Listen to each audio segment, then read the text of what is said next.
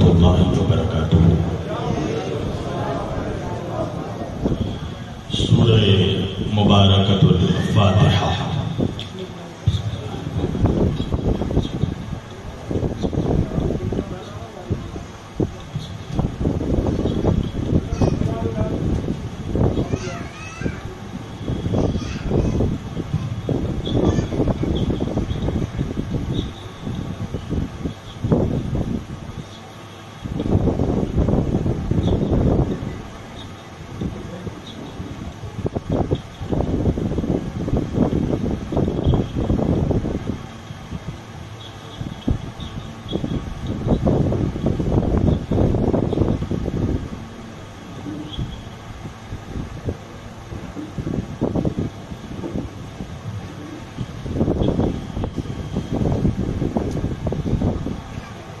ولا حول ولا قوة إلا بالله العلي العظيم۔ أعوذ بالله السميع العليم من الشيطان اللعين الرجيم۔ بسم الله الرحمن الرحيم۔ الحمد لله رب العالمين۔ الحمد لله الذي هدانا لهذا وما كنا لنهتدي لولا أن هدانا الله۔ لقد جاءت رسل ربنا بالحق۔ الصلاة والسلام والتحية والإكرام على سيد أشرف الأنبياء والمرسلين، خاتم النبيين طه وياسين، شفيع المذنبين، امام الحرمین والقبلتین، وسیلتنا فی الدارین، صاحب کعبہ و قوسین، جد الحسن والحسین، محبوب رب المشرقین و رب المغربین، مولانا و مولا الثقلین،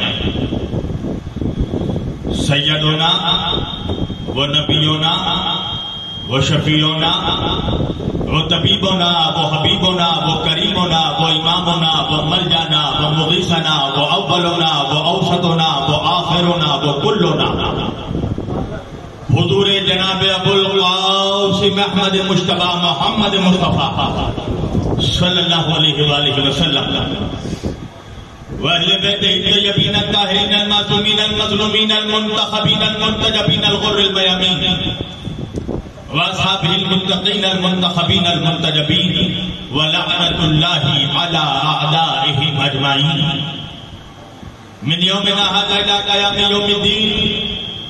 اما بعد فقد قال اللہ تعالی فی الفرقان الحمید والمحکم کتابہ المجید وقولہ الحق۔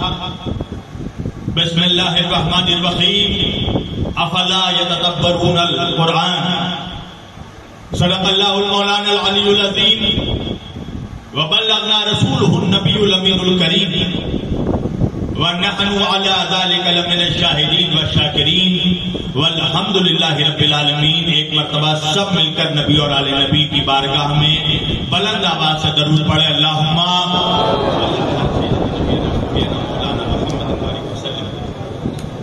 صلی علیہ وسلم۔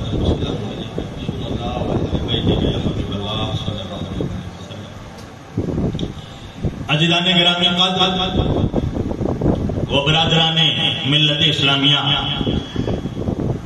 بندگان توحید و عاشقان رسول و آل رسول، گدایان دربار بطول، مولا آپ سبوں کے جذبہ ایمانی کو زندہ و سلامت رکھے۔ اللہ کی رضا، اہل بیت کی عطا، جناب سیدہ کا حکم، مومنین جبل پور کی محبتیں، میرے محترم مظہر اور باز بھائی کا خلوص، مولا کائنات کی اخوت، یہ تمام چیزیں جب مشترکہ طور پر ایک جگہ جمع ہو گئی تو میں آپ کے روبرو آ گیا۔ اور چونکہ اس سے پہلے بھی جبل پور میں میرا آنا ہوا ہے، شہنشاہ بھائی اس بات کے گواہ ہیں، کئی بار ان کی محفل میں بھی میں آ چکا ہوں، لہذا یہ بتانے کی ضرورت نہیں ہے کہ میرا مزاج کیسا ہے، جن لوگوں نے سن رکھا ہے وہ تو جانتے ہی ہیں، اور جنہوں نے اب تک نہیں سنا ان کے لیے یہ جاننا ضروری ہے کہ میرا بچپن سے ایک مزاج رہا ہے جبل پور والوں، میں قبرستان میں پڑھنے کا عادی ہی نہیں ہوں، اس لیے کہ میدان کا آدمی ہوں، میدان میں بولتا ہوں۔ وجہ ہے نا، ہم نے اپنے رہبروں کو قبرستان سے نہیں پایا، ہم نے جسے بھی پایا ہے اسے میدان سے پایا ہے۔ ہم نے نبی کو پایا تو بدر کے میدان سے، علی کو پایا تو غدیر کے میدان سے، فاطمہ کو پایا تو مباہلے کے میدان سے، حسن کو پایا تو صفین کے میدان سے، حسین کو پایا تو کربلا کے میدان سے۔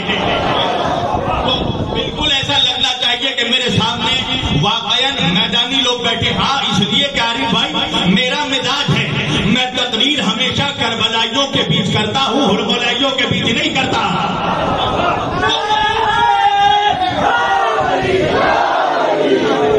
میرے بھائی نے کہا کہ مولانا ذرا زیادہ وقت لے کر پڑھیے گا، میں نے کہا کہ بھائی ایک بات جان لو کہ میں گونگوں کے بیچ تقریر کرنے کا عادی ہی نہیں ہوں، ہے نا، اس لیے کہ ذکر اس علی کا کرتا ہوں جس کا نام لینے کے بعد گونگوں کو بھی زبان مل جاتی ہے۔ اور ماشاءاللہ یہاں تو صاحبان زبان مجمع بیٹھا ہے، لہذا بولتے رہیں۔ مولا نے فرمایا ہے کہ جب انسان بولتا ہے تو پہچانا جاتا ہے، توجہ، اور علی کے نام پر بولو گے تو زمانہ حلالی کہے گا، توجہ ہے نا، نہیں ایسے نہیں، ایسے نہیں، اگر علی کے فضائل سننا ہے دونوں ہاتھ اٹھا کر نعرہ حیدری، نہیں ریم جھم برسات نہیں، علی کا نعرہ موسلا دھار بارشوں میں ہونا چاہیے، جس کے کلیجے میں جتنی طاقت ہے اور جس کی ماں نے اس کے دودھ میں عشق علی کو تحویل کر کے پلا دیا ہے، وہ اپنی ماں کی شرافت کا اعلان کرتا ہوا دونوں ہاتھ اٹھا کر غدیری نعرہ حیدری لگنا چاہیے۔ مولائیوں کے بیچ پڑھ رہا ہوں میں نے آج کے اس معزز اور مقدس اجتماع کے لیے قرآن مجید کی ایک چھوٹی سی آیت واقعی ہدایہ کی تلاوت کا شرف حاصل کیا۔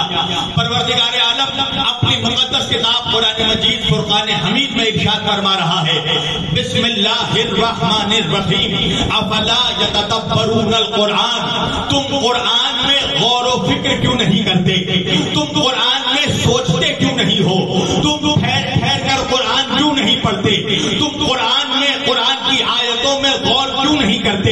ایک بات تو اللہ بتا رہا ہے اس آیت کے ذیل میں کہ دیکھو قرآن رٹنے رٹانے والی کتاب نہیں ہے، پوری توجہ کیجیے، یہ قرآن کوئی رٹنے رٹانے والی کتاب نہیں ہے، یہ قرآن مرکز ہدایت ہے، یہ قرآن محور بلاغت ہے، یہ قرآن ہدایت کا چراغ ہے، یہ قرآن ضابطۂ حیات ہے، یہ قرآن روشنی کا نور ہے، یہ قرآن نور ہدایت ہے، یہ قرآن ہے جو خاموش رہے تو التفات کا عنوان بن جائے اور جب بولے تو محمد کی زبان بن جائے۔ پوری توجہ، پوری توجہ، تو قرآن میں غور و فکر کیا کرو، اس لیے کہ یہ قرآن علم ہے، علم، اور یہ وہ قرآن ہے ولا رتبیو ولا یابس الا فی کتاب مبین۔ اللہ کہہ رہا ہے ہم نے ہر خشک و تر کو قرآن میں جمع کر دیا ہے، ہم نے ہر شے کا علم قرآن میں جمع کر دیا ہے، آدم سے لے کر عیدم تک کائنات میں جو ہو چکا ہے، جو ہو رہا ہے، جو ہونے والا ہے، ہر شے کا علم قرآن میں موجود ہے۔ تو قرآن میں غور و فکر کرو، قرآن ہے علم، تو بھائی علم میں اگر غور و فکر کرو گے تو کیا ملے گا؟ کہا جب علم میں غور و فکر کرو گے تو معرفت ملے گی۔ پوری توجہ، آج کی میں نے تقریر کا عنوان ہی علم اور معرفت رکھا ہے، اس لیے کہ ماشاءاللہ یہ خالص صوفیوں کا مجمع ہے اور یہاں پر عرفانی گفتگو نہیں ہوگی تو پھر کہاں پر ہوگی؟ توجہ، علم پہ اگر غور کیا جائے تو علم عرفان کی طرف لے جاتا ہے اور بغیر علم کے عرفان آ نہیں سکتا۔ اب میرے بچے بھی سوچتے ہوں گے مولانا نے یہ کیا سبجیکٹ شروع کر دیا؟ میری جان، بغیر علم کے معرفت نہیں آ سکتی، معرفت ہمیشہ عالموں کو آتی ہے، جاہلوں کو نہیں آتی، اس لیے کہ معرفت کے لیے علم ہونا ضروری ہے، اور جب علم آئے گا اور جب علم پہ تم تدبر کرو گے، علم پہ جب تم تفکر کرو گے تو اللہ تمہیں معرفت بھی عطا کرے گا، اس لیے کہ اللہ کچھ بھی ہو، اللہ اپنی ذات یا اپنے رسول کی ذات ہو یا رسول کے اہل بیت ہو، اللہ انہیں منوانا نہیں چاہتا، اللہ انہیں پہچانوانا چاہتا ہے۔ اللہ جانے جبل پور کا مجمع ارشاد فرما رہا ہے کن تو کنزن مخفیہ، میں ایک چھپا ہوا خزانہ تھا، میں نے چاہا کہ اپنی معرفت کرواؤں۔ اللہ کہہ رہا ہے کہ میں ایک چھپا ہوا خزانہ تھا، میں نے چاہا کہ اپنے آپ کو پہچانواؤں۔ توجہ کیجیے گا، اللہ نے یہ نہیں کہا کہ میں اپنے آپ کو منواؤں، اللہ خود کو منوانا نہیں چاہتا، اللہ خود کو پہچانوانا چاہتا ہے۔ پوری توجہ، اللہ نے کہا کہ میں نے ایک خلق کو خلق کر دیا، اب اس پہ کسی اور دن گفتگو ہوگی کہ وہ خلق ہے کیا۔ پوری توجہ، تو اللہ اپنے آپ کو پہچانوانا چاہتا ہے۔ ہم نے رسول سے پوچھا تو رسول پاک صلی اللہ علیہ وآلہ وسلم نے فرمایا کہ من ماتا ولم یعرف امام زمانے ہی ماتا میتۃ جاہلیہ، وہ مسلمان وہ شخص مر گیا اور یہ پہچان نہ سکا کہ اس کے زمانے کا امام کون ہے۔ اللہ کے رسول فرماتے ہیں ماتا میتۃ جاہلیہ، اس کی موت جاہلیت کی موت ہے، جو اپنے زمانے کے امام کو پہچان نہ سکا۔ یہ تو اللہ کے رسول حدیث فرما کر اعلان کر رہے ہیں کہ کوئی بھی ایسا زمانہ نہیں ہوگا جو امام سے خالی ہوگا، یعنی ہر زمانے میں امام ہوگا، ہر زمانے میں امام ہوگا۔ اب جو جس کو امام مانے گا اس کی پہچان قیامت میں اس کے ساتھ ہوگی، اس کا حشر قیامت میں اس کے ساتھ ہوگا۔ یہ تو اللہ کا احسان ہے کہ ہم نے اس کو امام مانا جو صرف دنیا میں حکومت نہیں کرتا، جو قبر میں بھی حکومت کرتا ہے، جو صراط پر بھی حکومت کرتا ہے۔ میرا پوری دنیا کے لوگوں سے چیلنج ہے کہ تم نے اللہ جانے کس کو امام مانا، ہاں مانتے رہو، مگر دنیا کا کوئی ایک ایسا امام دکھا دو جس نے کہا ہو ہم قبر میں بھی آئیں گے، ہم حشر میں بھی آئیں گے، ہم صراط میں بھی آئیں گے۔ یہ تو شرف ہے علی والوں کا کہ علی نے کہا ہم قبر میں بھی آئیں گے، ہم حشر میں بھی آئیں گے۔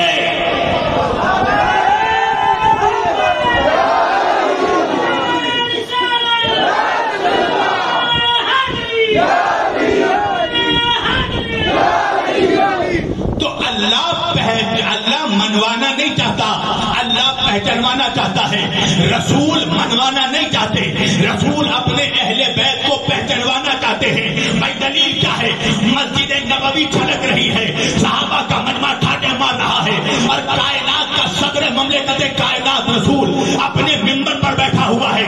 بھائی کون رسول؟ اللہ خالق کائنات، محمد مالک کائنات۔ توجہ توجہ توجہ، اللہ خالق کائنات، محمد مالک کائنات، بعد از خدا بزرگ تو یہ قصہ مختصر۔ اگر اللہ کے بعد کسی کا رتبہ ہے تو وہ رتبہ مصطفیٰ ہے، اور مصطفیٰ کے بعد کسی کا رتبہ ہے تو وہ رتبہ مرتضیٰ ہے۔ توجہ توجہ، اللہ کے بعد مصطفیٰ، مصطفیٰ کے بعد مرتضیٰ، اور جو اس کو آگے پیچھے کرے وہ نہ سنی نہ جیا۔ توجہ توجہ، تو رسول پہچانوانا چاہتے ہیں اپنے اہل بیت کو۔ اب کائنات کا صدر مملکت کائنات رسول اپنے بزم میں اپنے مسند پر بیٹھا ہے، ساری کائنات بھکاری بن کر عدالت محمدی میں کھڑی ہے۔ ہر کائنات کا ہر مخلوق اپنی حاجت لے کر محمد کی بارگاہ میں آیا ہے۔ ہر فرشتہ، ہر ملک، ہر جن، ہر انسان کھڑا ہے کہ محمد کی رحمت ہم پر برسے تو ہماری خالی جھولیاں بھر جائے۔ اب ایسے عالم میں، اب ایسے عالم میں توجہ، جب مجمع ٹھاٹے مار رہا تھا، ایک مرتبہ نبیوں کے سردار کی بارگاہ میں جنت کا سردار آ گیا۔ اللہ جانے، اللہ جانے، اب آپ تمہیں بھی سمجھانا پڑے گا تو حیرت ہوگی نا مجھے۔ بھائی نبیوں کے سردار کی بارگاہ میں جنت کا سردار آ گیا، نہیں سمجھے؟ رسولوں کے بادشاہ کی بارگاہ میں شہیدوں کا بادشاہ آ گیا۔ اللہ اکبر، نبیوں کے شہنشاہ کی بارگاہ میں اماموں کا شہنشاہ آ گیا۔ توجہ، نانا کی بارگاہ میں نواسا آیا۔ ابھی حسین کی عمر 6 یا 7 برس ہے۔ ایک مرتبہ نبی کے دربار میں مسجد نبوی میں حسین داخل ہوئے، ابھی نانا کے پاس چل کر آ رہے تھے کہ ایک مرتبہ دامن قبا فرش مسجد میں پھنسا۔ حسین حسین فرش پر آئے، نبی نے یہ منظر دیکھا، ایک مرتبہ ممبر سے اترے، حسین کی طرف دوڑے، حسین فرش پر ہے اور فرش حسین کے قدموں کو حجر اسود سمجھ کے چومنے لگا۔ اللہ جانے کہا ہے پائے حسین کو حجر اسود سمجھ کر چوم رہا ہے فرش مسجد۔ اب ایک مرتبہ نبی گئے، حسین کو گود میں اٹھایا، ایک مرتبہ جا کر ممبر پر بیٹھے۔ اب تک نبی مسائل بیان کر رہے تھے، یہ نماز کے مسئلہ ہے، یہ روزے کے مسائل، یہ حج کے مسائل، یہ زکات کے احکام، یہ عبادت کے احکام، یہ وضو کے احکام، مگر جیسے ہی حسین آئے نبی نے نماز کو چھوڑا، روزے کو چھوڑا، حج کو چھوڑا، زکات کو چھوڑا. ایک مرتبہ حسین کو اٹھایا، سینے سے لگایا، منبر پر بٹھایا، ہاتھوں کو اٹھایا اور مجمع کو دکھا کر کہا حاضر حسین فارغ ہو.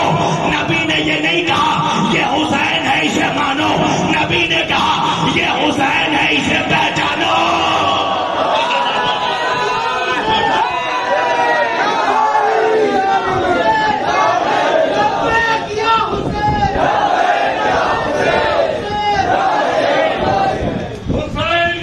سب مل کر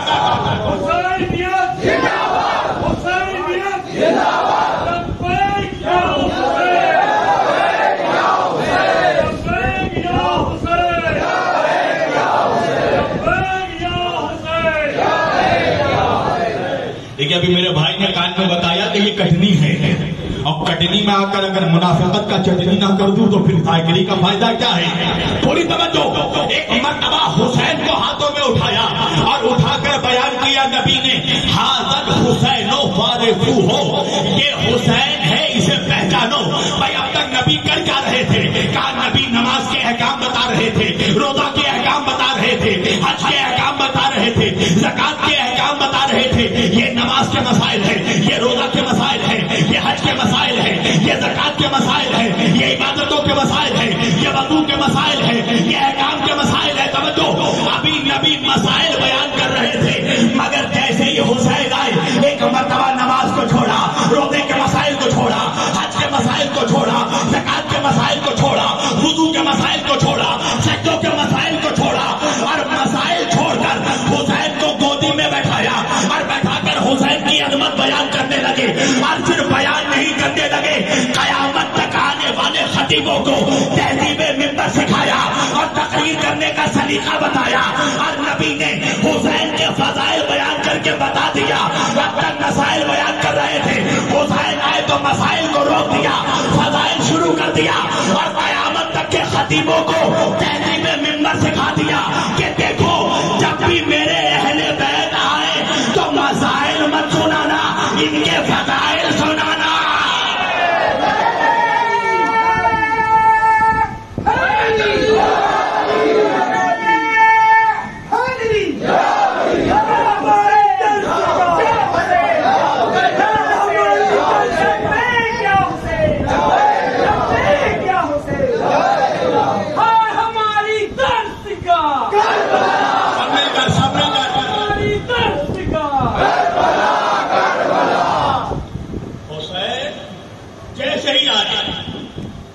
نبی تہذیب منبر سکھا رہے ہیں.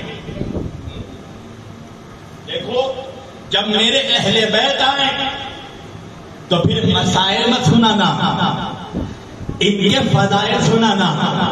توجہ، طریقہ تقریر سکھایا نبی نے کہ دیکھو جب میرے اہل بیت آئے، جہاں میرے اہل بیت آئے، چاہے مسجد میں آئے، چاہے منبر پہ آئے، چاہے میدان میں آئے، چاہے کربلا میں آئے، چاہے کٹنی میں آئے، اس لیے کہ جس کی محفل ہے وہ آیا ضرور ہے. یہ محفل میں یہ محفل کی رونق اور یہ محفل کی حرارت بتا رہی ہے. جس کی محفل ہے وہ خود صدارت فرما رہے ہیں. تہذیب منبر سکھایا کہ جب یہ آئے تو فضائل سنانا،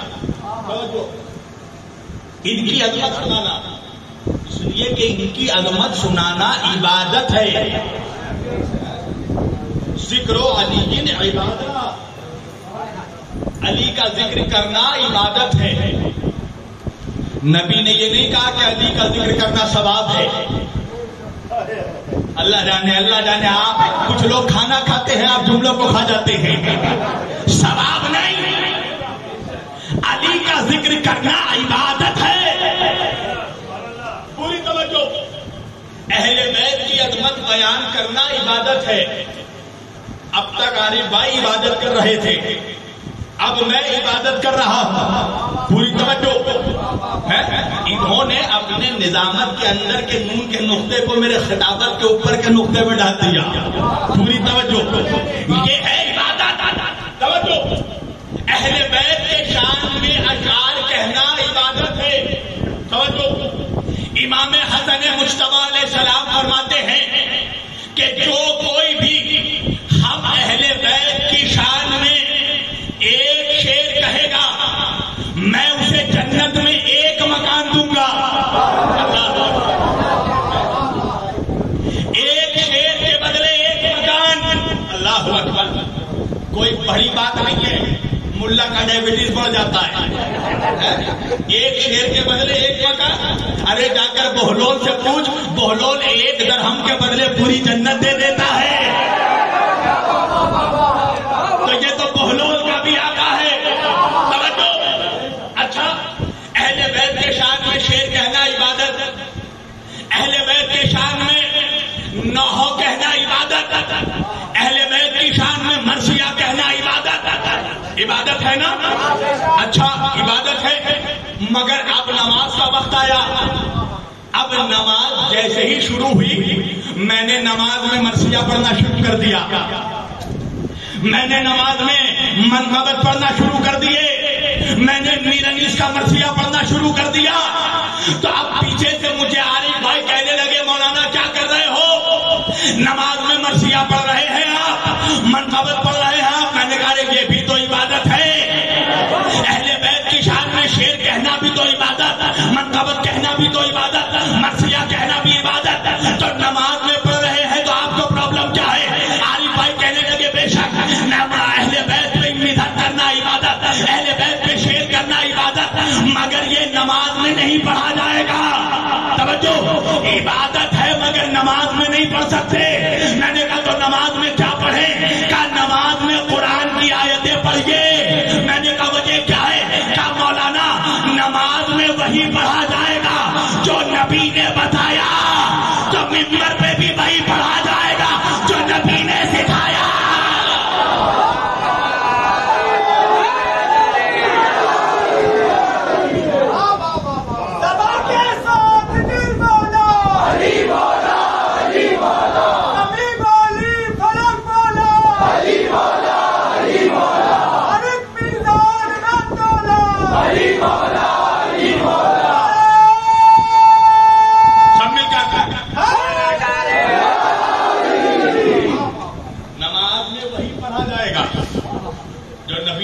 عبادت ہے مگر پڑھ نہیں سکتے. جتنا اہل بیت نے بدلے. ایک شخص آیا امام جعفر صادق علیہ السلام کے پاس اور آ کے کہنے لگا مولا بڑا بیمار ہوں، پریشان ہوں، کوئی وظیفہ بنائیے بتائیے. امام نے کہا پڑھ یا اللہ ہو یا رحمان ہو یا رحیم. اب جیسے ہی مولا نے سکھایا اس نے پلٹ کے کہا کہ مولا آپ نے کہا ہے یا اللہ ہو یا رحمان ہو یا رحیم پڑھیں، تو کیا میں اس کے ساتھ یا مقلب القلوب والابصار بھی پڑھ سکتا ہوں؟ توجہ، امام نے کہا بے شک پڑھ سکتے ہو مگر تجھے جتنا ہم نے بتایا اتنا ہی پڑھ. سمجھ میں آئی بات؟ اگر فجر میں 2 کہا تو 2 پڑھو، ظہر میں 4 کہا تو 4 پڑھو، مغرب میں 3 کہا تو 3 پڑھو. یہی ہے عبادت. جتنا بتا دیا گیا اتنا پڑھو اور جیسا سکھا دیا گیا ویسے پڑھو. تو آپ ممبر سے نبی سکھا رہے ہیں کہ جب میرے اہل بیت آئے تو ان کے فضائل سنانا. یہ نبی اپنے اہل بیت کو منوا نہیں رہے ہیں، پہچانوا رہے ہیں. توجہ. اور غدیر میں بھی نبی نے علی کو منوایا نہیں، پہچانوایا ہے. توجہ. اچھا ایک جملہ میں عرض کر دوں، یہ پیچھے بینر پر لکھا ہے یہ آدھی حدیث ہے. فعلی المولا لفظ نہیں ہے، فہذا علی المولا نبی نے کہا ہے. یاد رکھیے گا. ہاں یہ لکھا ہے نا فعلی المولا، حدیث ہے فہذا علی المولا. میں جس کا مولا، یہ علی بھی اس کا مولا. توجہ. اچھا نبی نے یہ کیوں نہیں کہا فعلی مولا، علی بھی اس کا مولا؟ اس لیے کہ نبی جانتے تھے کہ مجمع میں فقط مومنین نہیں ہیں، اللہ جانے جبل پور کہاں ہے۔ نبی جانتے تھے منافقوں کا مزاج، اگر نبی فقط یہ کہہ دیتے علی بھی اس کا مولا ہے تو اللہ جانے کتنے کوئی اپنا نام علی رکھ لیتے۔ نبی نے ہاتھوں پہ اٹھا کر دکھایا ہر علی نہیں، یہ علی مولا ہے، ہاں علی مولا۔ توجہ، یہ نبی علی کو منوا نہیں رہے ہیں، علی کو پہچانوا رہے ہیں۔ آپ کہیں گے مولانا وہ کیسے؟ بھائی اگر منوانا ہوتا تو نبی فقط کہتے ہاذا علی مولا، یہ علی یہ علی مولا ہے۔ توجہ، مگر نبی کو منوانا نہیں پہچانوانا تھا تو پہلے نبی نے کہا من کن کو مولا۔ اللہ اکبر، یہ من کن کو مولا کیا ہے؟ یہ نبی علی کو پہچانوا رہے ہیں، میں جس کا مولا۔ اللہ جانے جبل پور کہاں ہے، کٹوی کہاں ہے، من کنڈو۔ ارے یہ کنڈو کوئی نیا نہیں ہے، کچھ یاد آیا؟ نبی نے فرمایا کنڈو نبی آدمو بین الماء والطین، میں اس وقت بھی نبی تھا جب آدم مٹی اور پانی کے درمیان تھے، میں اس وقت بھی نبی تھا جب آدم بے دم تھے۔ توجہ، تو پھر مجھے کہنے دو نبی جب سے نبی ہے، نبی تبھی سے مولا ہے۔ اب آپ پوچھیں گے نبی کس کے مولا تھے؟ بھائی آدم کے مولا تھے، موسیٰ کے مولا تھے، عیسیٰ کے مولا تھے، ابراہیم کے مولا تھے، زکریا کے مولا تھے، یحییٰ کے مولا تھے، ہارون کے مولا تھے، یوشع کے مولا تھے۔ آدم سے لے کر عیسیٰ تک کے نبیوں کا مولا ہے میرا نبی۔ اب فیصلہ کرو، علی کو پہچانوا رہے ہیں، اس کے بعد نبی نے کہا میں جس کا مولا، علی اس کا مولا۔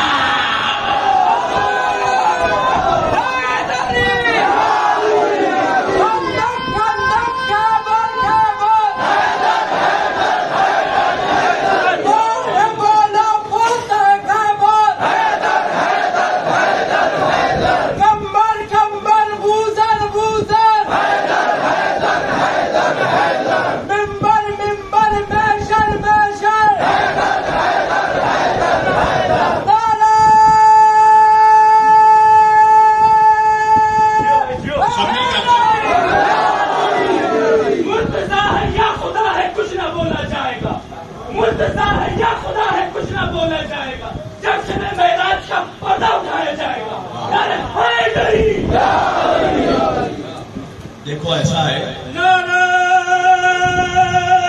سب مل کر دونوں ہاتھ اٹھا کر ماشاء اللہ۔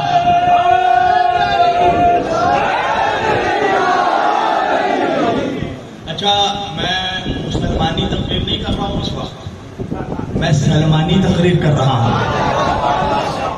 ہو سکتا ہے ہر کسی کو ہضم نہیں ہو پائے، حالانکہ ہوتا ہے بھائی، کچھ لوگوں کا ڈائجسٹو سسٹم بڑا افیکٹڈ ہے۔ توجہ، اس لیے مسلمان مزاج بن کے نہیں، سلمان مزاج بن کر سننا۔ خانقاہ میں ہو رہی ہے تو خانقاہی گفتگو ہو رہی ہے۔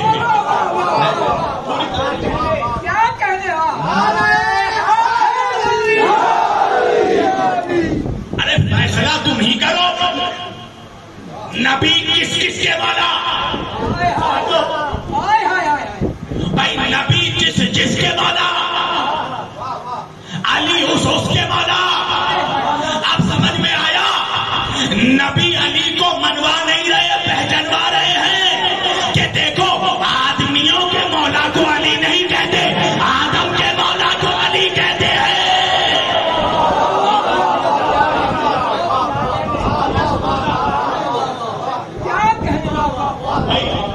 یہاں تو مقام محمدی کا معاملہ ہے نا، نبی کہہ رہے میں جس کا مولا۔ اب جا کر ڈھونڈتے رہنا نبی کس کا مولا۔ اگر نبی آدم کے مولا تو علی آدم کے مولا، اگر نبی موسیٰ کے مولا تو علی موسیٰ کے مولا، اگر نبی عیسیٰ کے مولا تو علی عیسیٰ کے مولا، اگر نبی یوسف کے مولا تو علی یوسف نبی یونس کے مولا تو علی یونس کے مولا. اب سارا مجمع میرے ساتھ مل کر کہے آدم کا مولا, موسیٰ کا مولا, عیسیٰ کا مولا, ابراہیم کا مولا, اسماعیل کا مولا, یحییٰ کا مولا, زکریا کا مولا, موسیٰ کا مولا, عیسیٰ کا مولا. ارے لاکھوں مرتبہ یہ نعرے ہماری محفلوں میں لگتے ہیں. ہم یہ نعرہ لگا کر بتاتے ہیں کہ ہم ماننے والے نہیں ہیں, پہچاننے والے ہیں.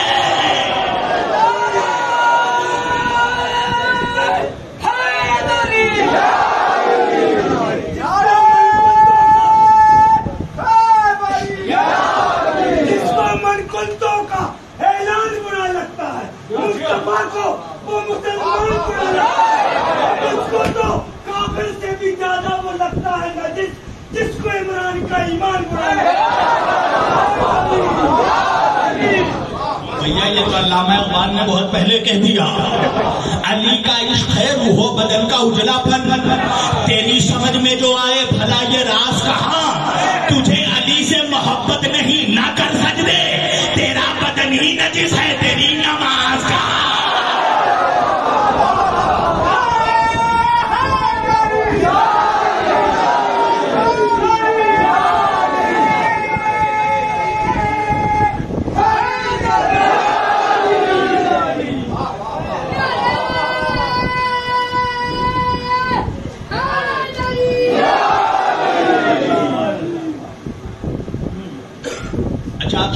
آمادہ ہے نا, پوری توجہ.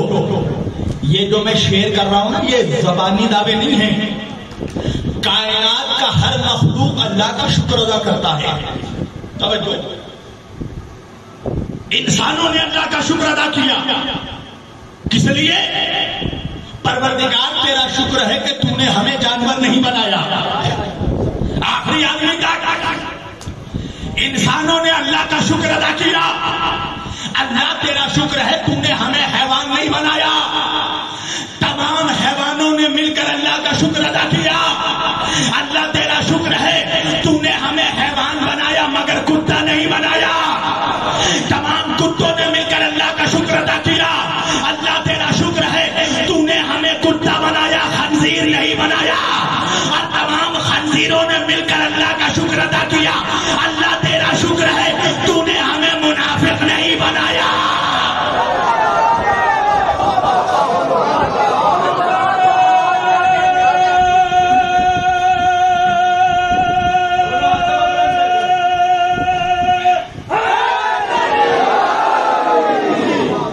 علی کا دشمن حرام جانور سے بھی زیادہ نجس ہے.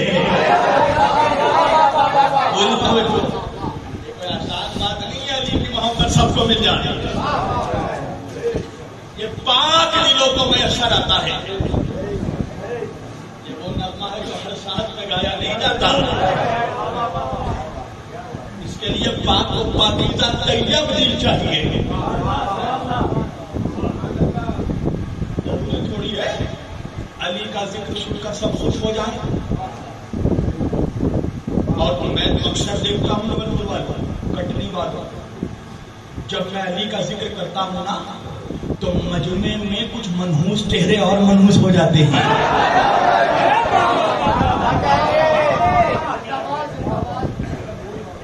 علی کا ذکر جو ہے یہ میزان ہے, یہ میزان ہے. آپ کیا سمجھ رہے ہیں؟ میں سب خوش ہو گئے, سب نہیں خوش ہوئے. ایک منافق تھا اور ایسا منافق تھا کہ اپنے نفاق کو ظاہر کر دیا. یہ برداشت نہیں ہوا, نفاق کا زر چھلک گیا. جیسے ہی نبی نے اعلان کیا میں کنت مولا ہوں فہد علی مولا, حارث ابن نعمان فہری کھڑا ہو گیا اور کھڑے ہو کے اللہ کے رسول سے کہا کہ یا رسول اللہ, یہ جو آپ نے کہا کہ میں جس کا مولا علی اس کا مولا, تو یا رسول اللہ یہ آپ نے اپنے طرف سے کہا ہے. اسے کہہ دو شبیر وارسی بیٹھا ہے, ایک سب مل کر درود پڑھیے محمد والے محمد.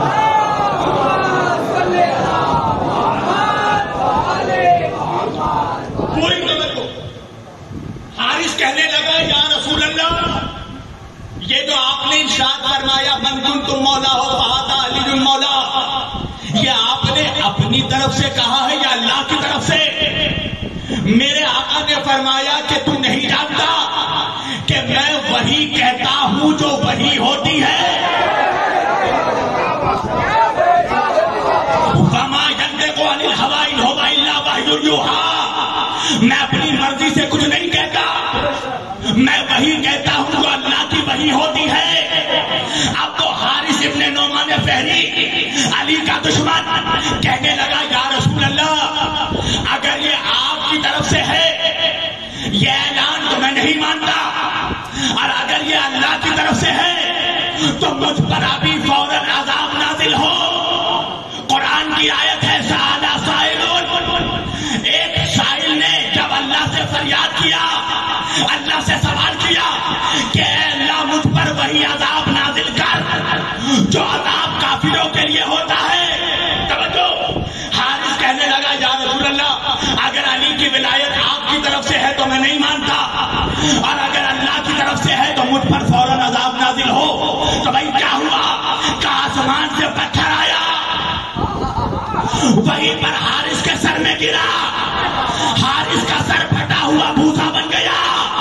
توجہ، میں کہوں گا پروردگار یہ کیا بات ہے؟ اچھا حارث نے کہا کیوں؟ اس لیے کہ منافق بھی بڑا چالاک ہوتا ہے. یہ حارث جانتا تھا تاریخ کہ جب قرآن مجید کے لیے ابو جہل نے کہا تھا کہ یا رسول اللہ اگر یہ اللہ کی کتاب ہے تو محمد مجھ پہ اسی وقت اللہ کا عذاب آئے، مگر عذاب نہیں آیا، آیت آ گئی اور اللہ نے کہا میرے حبیب میں کیسے عذاب نازل کر سکتا ہوں جبکہ وہاں پر تو موجود ہے. تو جہاں میرا محمد ہو وہاں عذاب نہیں آتا. تو اس نے سوچا کہ شاید عذاب مجھ پر بھی نہیں آئے گا، مگر فوراً عذاب آ گیا. اچھا اللہ کا بھی ایک مزاج ہے، اللہ فوراً عذاب نازل نہیں کرتا. توجہ کیجیے گا، فوراً اللہ کسی کی بد دعا قبول نہیں کرتا. اگر اللہ سب کی بد دعا قبول کرنے لگے نا تو کوئی زمانے میں زندہ بچے ہی نہیں. بھائی مردوں کو تو چھوڑ دو، عورتیں تو زیادہ بد دعائیں دیتی ہیں. اللہ اس کو ملیریا ہو جائے، اس کو حیضہ ہو جائے، کم وقت ٹی بی سے مر جائے. تو اگر دو بد دعائیں قبول ہوتی تو سب مر چکے ہوتے، اور اگر منافقوں کی بد دعا اتنی جلدی قبول ہوتی تو ہم لوگ تو زندہ ہی نہیں بچتے. توجہ کیجیے گا، مگر جب حارث نے دعا کی بد دعا تو عذاب فوراً نازل ہوا. مگر تاریخ کے بیک گراؤنڈ میں جائیے، نوح علیہ السلام نے اللہ سے دعا کی پروردگار میری قوم سرکش ہو گئی ہے، تیری نافرمان ہو گئی ہے، عذاب نازل فرما. عذاب نہیں فوراً آیا. لوط علیہ السلام نے دعا کی پروردگار میری امت سرکش ہو گئی، تیری نافرمان ہو گئی، عذاب نازل کر. مگر اللہ نے فوراً عذاب نازل نہیں کیا. میں پوچھوں گا پروردگار وہ لوط کی امت تیری دشمن تھی، نوح کی امت تیری دشمن تھی، تو نے فوراً عذاب نہیں بھیجا، علی کے دشمن پر فوراً عذاب بھیجا. ہونا تو یہ چاہیے تھا کہ جو تیرا دشمن تھا اس پر پہلے عذاب آتا، جو علی کا دشمن ہے اس پر بعد میں عذاب آتا. اللہ نے کہا علی کے معاملے میں مجھے سمجھوتا برداشت نہیں ہے. میں نے کہا پروردگار وجہ کیا ہے؟ وجہ یہ ہے کہ جو اللہ کا دشمن ہے اس کے لیے تو ایک موقع بھی ہے کہ وہ یہ کہہ سکتا ہے جس کو دیکھا نہیں اسے مانے کیسے. مگر علی کے دشمنوں نے سوالات کے مجمع میں دیکھا، اللہ نے بھی آواز دی مجھے سورج بناتے تو نہیں دیکھا، علی کو پلٹاتے تو دیکھا، مجھے ستارہ بناتے تو نہیں دیکھا، علی کی چوکھٹ پہ آتے تو دیکھا، ارے مجھے کعبہ بناتے تو نہیں دیکھا، علی کو کعبے میں آتے تو دیکھا.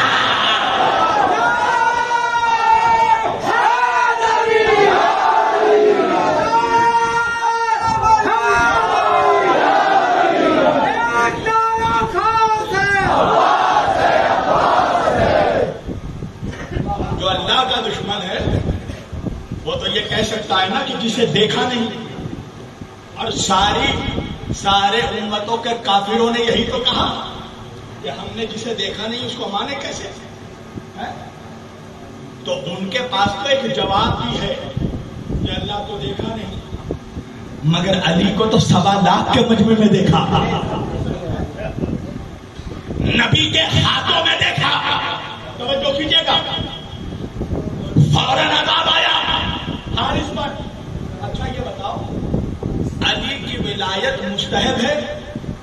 جو جا رہے ہیں ان کی پرواہ مت کرو، جانے والوں کو کوئی نہیں روک سکتا۔ پوری توجہ سننا میری طرف، علی کی ولایت مستحب نہیں ہے۔ پتہ ہے کیوں؟ مستحب کا ایک قانون ہے، مستحب اس عمل کو کہتے ہیں جس کے کرنے میں ثواب ہو اور نہیں کرنے میں کوئی عذاب نہیں ہے۔ توجہ، مثلا نماز تہجد پڑھنا ثواب ہے، اگر پڑھا تو ثواب، مستحب عبادت ہے نا۔ اگر نماز تہجد پڑھا تو ثواب، نہیں پڑھا تو کوئی عذاب نہیں ہے۔ خوشبو لگانا مستحب ہے، لگا لیا تو ثواب، نہیں لگایا تو عذاب نہیں۔ تو اگر علی کی ولایت مستحب ہوتی تو حارث پر عذاب نہیں آتا۔ اللہ جانے کہا ہے کتنی، علی کی ولایت مستحب نہیں، اگر مستحب ہوتی تو عذاب نہیں آتا۔ اور میرے نزدیک علی کی ولایت واجب بھی نہیں ہے۔ اب آپ کہیں گے مولانا اب تک تو ٹھیک پڑھ رہے تھے، اچانک کیا ہو گیا؟ ہاں بھیا میں کہہ رہا ہوں ممبر سے، میں علی کی ولایت تو واجب بھی نہیں مانتا۔ کیوں؟ اس لیے کہ واجب کا بھی ایک قانون ہے، ہر واجب ہر کسی پر واجب نہیں ہے۔ اللہ جانے مجمع کہا ہے بھائی نماز بالغ پر واجب ہے، نابالغ پر نہیں۔ نماز عاقل پر واجب ہے، دیوانے پر نہیں۔ روزہ صحت مند پر واجب ہے، بیمار پہ نہیں۔ حج امیر پر واجب ہے، غریب پر نہیں۔ زکوٰۃ دولت مند پہ واجب ہے، بھکاری پہ نہیں۔ تو نماز وہ پڑھے گا جو عاقل ہوگا، روزہ وہ رکھے گا جو صحت مند ہوگا، حج وہ کرے گا جو امیر ہوگا، زکوٰۃ وہ دے گا جو دولت مند ہوگا۔ تو علی کی ولایت وہ مانے گا جس کی ماں شریف ہوگی۔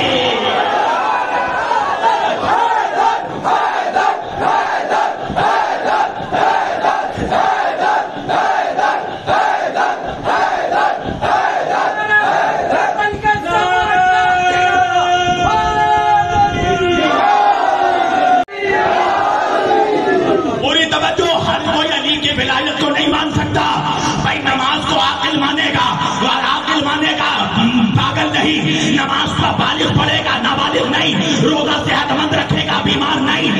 حج دولت مند کرے گا، بھکاری نہیں۔ زکوٰۃ امیر دے گا، غریب نہیں۔ علی کی ولایت کو حلال زیادہ مانے گا، حرام زیادہ نہیں۔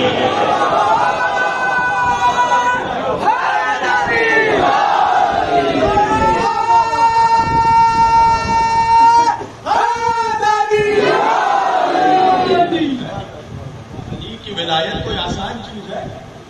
ولایت تو چھوڑ دو، محبت آسان نہیں ہے۔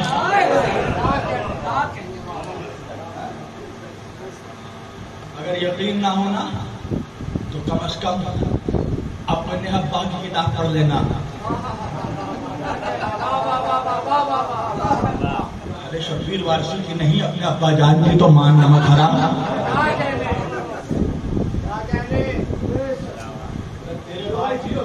اس ممبر پر بیٹھ کر بول رہا ہوں، اگر تیرے باپ کی کتاب کھول کر نہ دکھایا شبیر وارسی نے تو اس روز کے بعد کبھی ممبر پہ نہیں بیٹھے گا۔ میدان میں بولتا ہوں، قبرستان میں نہیں۔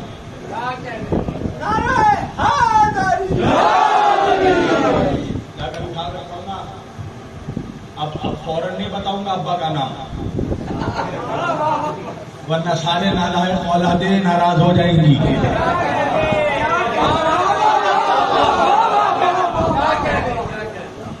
اٹھا کر پڑھنا ان کی کتاب۔ 3 علامتیں بتائی ہیں علی کے دشمنوں کی۔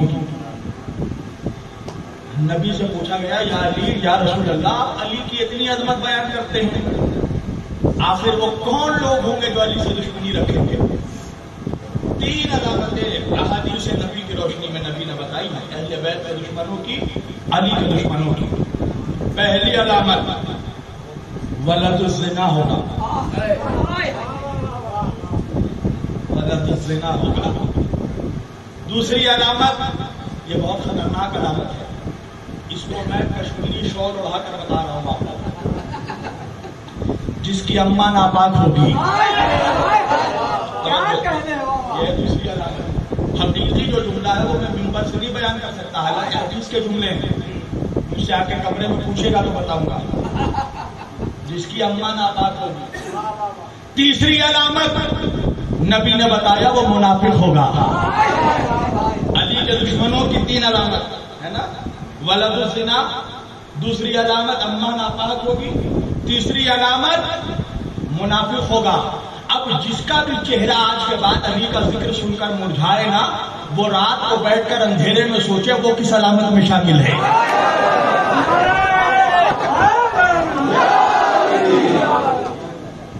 علی کے ذکر پہ یہ جو مسکراہٹ آتی ہے نا آپ کے چہرے پر، مجھے قسم کھا کر بتائیے سب اذاخانے میں بیٹھ کر، مولا علی کیا آپ جان بوجھ کر ہنستے ہیں؟ جب مولا علی کا یہ شہنشاہ بھائی کا چہرہ دیکھے، عارف بھائی کا، میرے بھائیوں کا چہرہ چمک رہا ہے، تو کیا تم جان بوجھ کر مجھے دکھانے کے لیے ہنس رہا ہے؟ نہیں، یہ حلالی ماؤں کے بچوں کی پہچان ہے۔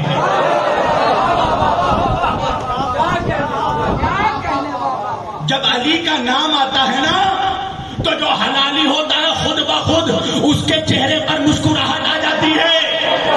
اسی لیے امام جعفر صادق علیہ السلام نے فرمایا کہ جب تم لوگ میرے جد علی کا ذکر سنو اور تمہارا چہرہ کھل کر گلاب ہو جائے تو ہاتھ اٹھا کر اپنی ماں کے حق میں دعا کرنا کہ تیری ماں نے امانت میں خیانت نہیں کی، تب اللہ نے تمہارے دلوں میں علی کی ولایت ڈالی ہے۔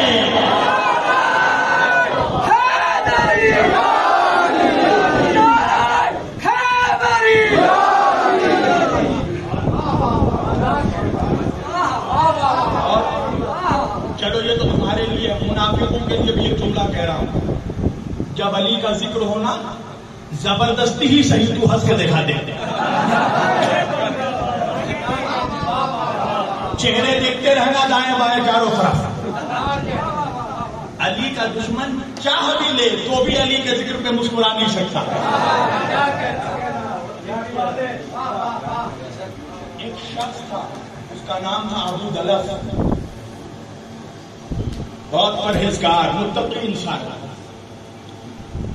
اور بے پناہ علی کا عاشق، مگر بیٹا جو تھا ابو دلف کا بیٹا یعنی دلف وہ پکا دشمن علی، باپ پکا عاشق علی، بیٹا پکا دشمن علی۔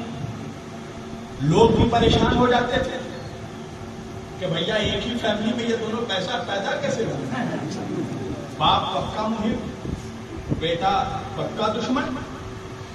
جب اور اپنی دشمنی چھپاتا نہیں تھا، اعلانیہ کہتا تھا میں علی کا دشمن ہوں۔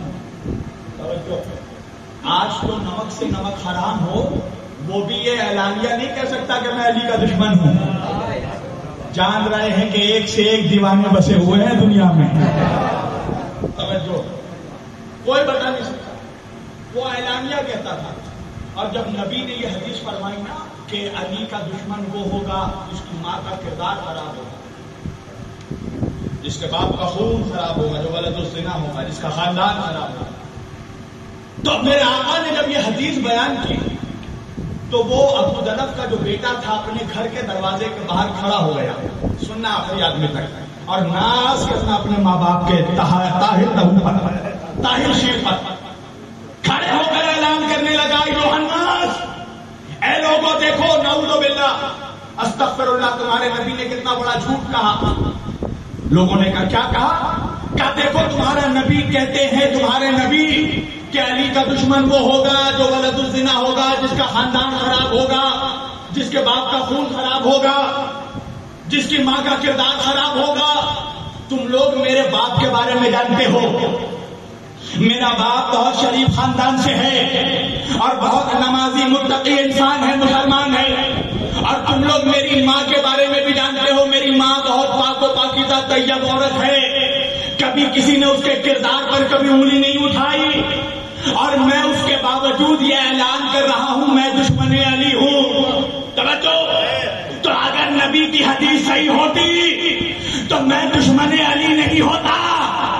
اب جیسے ہی اس نے کہا، ایک مرتبہ گھر کے دروازے کے اندر سے حضرت ابو طلحہ باہر نکلے، بیٹے کے منہ میں ہاتھ رکھا اور رکھ کر کہا ایھا الناس، اے زمانے والوں گواہ رہنا، اگر یہ خاموش رہتا تو میں اس کی حقیقت نہیں کھولتا، یہ میرے نکاح کا نہیں میرے گناہ کا نتیجہ ہے۔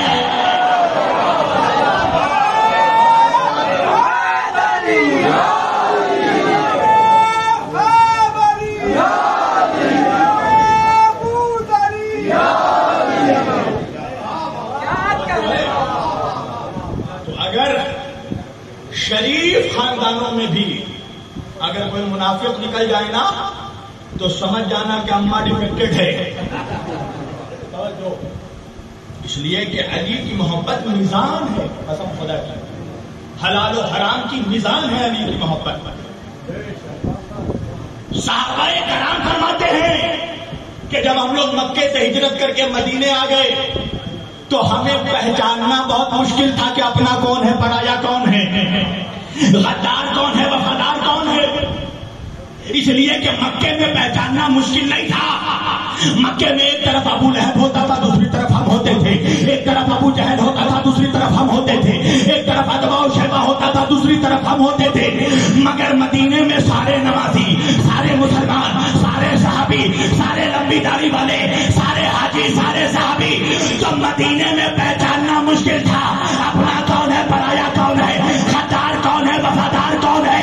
تو صحابہ فرماتے ہیں جب سامنے والے کو پہچاننا ہوتا تھا اپنا ہے یا پرایا، غدار ہے یا وفادار، تو ہم لوگ ذکر علی کرتے تھے، اگر چہرہ کھل جاتا تھا سمجھ جاتے تھے مومن ہے، چہرہ مرجھا جاتا تھا سمجھ جاتے تھے اصلی منافق ہے۔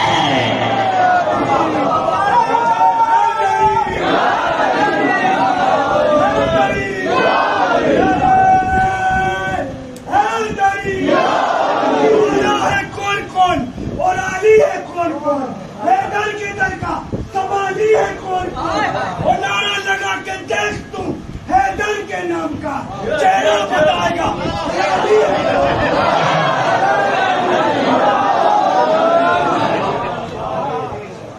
دیکھیے، یا تو مجھے چھیڑا مت کرو، اور پھر چھیڑو گے تو میں بھی نہیں چھوڑوں گا۔ جنگ صفین ہے، علی کے لشکر کا ایک سپاہی علی کے لشکر سے نکل کر شام کے لشکر میں جانے لگا، ابھی آدھے راستے تک گیا تھا، پیر ہاتھ کانپنے لگے، بدن میں تھر تھری آ گئی، اور دوڑتا ہوا واپس علی کے قدموں میں آیا، اور آ کر مولا علی کے قدموں کو پکڑ کر کہنے لگا یا علی، میں تو آپ کو چھوڑ کر آپ کے دشمن کے لشکر میں جا رہا تھا، مگر آدھے راستے میں نہ جانے کیا ہوا، میرے پیر ہاتھ کانپنے لگے، بدن میں تھر تھری آ گئی، میں واپس آپ کے قدموں میں آ گیا۔ مولا نے مسکرا کر کہا ہاتھ اٹھا کر اپنی ماں کے لیے دعا کر، اگر تیری ماں آدھے راستے سے نہ لوٹتی تو تو بھی نہ لوٹتا۔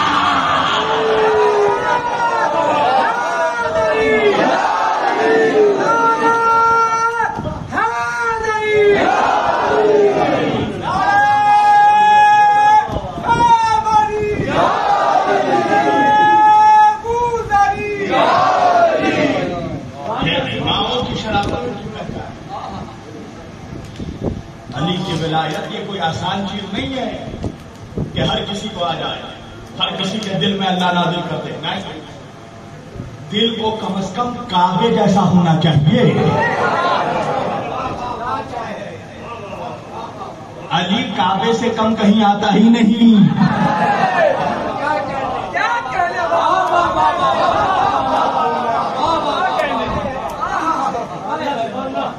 اتنا پاک ہونا چاہیے دل میں۔ علی سے دشمنی ہے، وہ کعبے میں جا رہا، اس سے بڑا کائنات میں کوئی مذاق نہیں ہے۔ ارے کیا سوچ کر کہا جا رہا ہے کعبے؟ تیری ہمت ہے علی کی ولادت کی نشانی آج بھی کعبے میں موجود ہے. جو دیوار پھٹی تھی نا وہ نشانی آج بھی موجود ہے. اچھا اللہ کی بھی عجیب مشیت ہے. علی کی ماں کو بلایا تو دیوار کو پھٹوا دیا. دیوار میں شک. اچھا ابھی آپ لوگوں نے مجھے بلایا نا, ہوٹل میں لے کر گئے تو دروازے سے لے کر گئے تھے یا دیوار میں بلڈوزر چلائی تھی؟ بھائی دروازے سے لے کر گئے تھے نا. سویلائزڈ کلچر, مہذب طبقے مہذب سوسائٹی کا یہی شیوا ہے نا. مہمان کو بلاؤ تو دروازے سے بلاؤ. بھائی دیوار کو نہیں پھٹوائی جاتی. تو پروردگار اگر علی کی ماں کو بلانا ہی ہے تو میرے مالک دروازے سے بلا لے, دیوار کیوں پھٹوا رہا ہے؟ اللہ نے کہا دیکھا نہیں دروازے میں تالا ہے.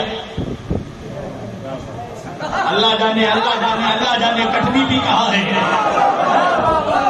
دروازے میں تالا ہے. مالک کوئی معجزہ دکھا دے, تالا توڑوا دے. کہا تالا توڑنا چوروں کی عادت ہے, میں گھر کا مالک ہوں. میرے مالک کچھ بھی کرتا دروازے سے بلاتا. یہ دیوار کیوں پھٹوائی؟ علی کی ماں کو دیوار سے کیوں بلایا؟ کہا تو نہیں جانتا اگر علی کی ماں کو دروازے سے بلاتا تو 1400 برس بعد پیدا ہونے والا منافق کہتا وہ علی کی ماں اپنی مرضی سے کعبے میں چلی گئی. اللہ نے کہا نہیں, دیوار پھٹوا کے بتاؤں گا, اپنی مرضی سے نہیں, اللہ کی مرضی سے.